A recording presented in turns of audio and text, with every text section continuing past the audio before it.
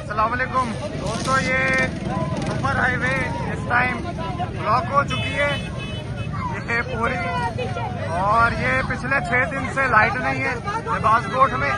ना पानी है, ना बिजली, ना गैस, कोई चीज गवर्नमेंट की तरफ से मुहैया नहीं हो रही। 6 दिन से लाइट ना होने की वजह से इस टाइम अवाम सरापा एहतजाज है। ये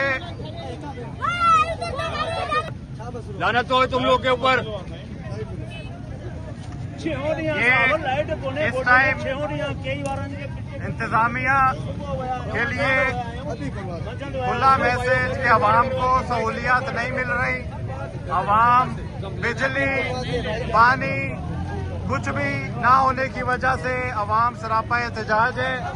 और कंप्लेन करने के बावजूद, 12 कंप्लेन करने के बावजूद के इलेक्ट्रिक को यहाँ पे सहूलियात मैसर नहीं की गई और बिजली को बहाल नहीं किया गया।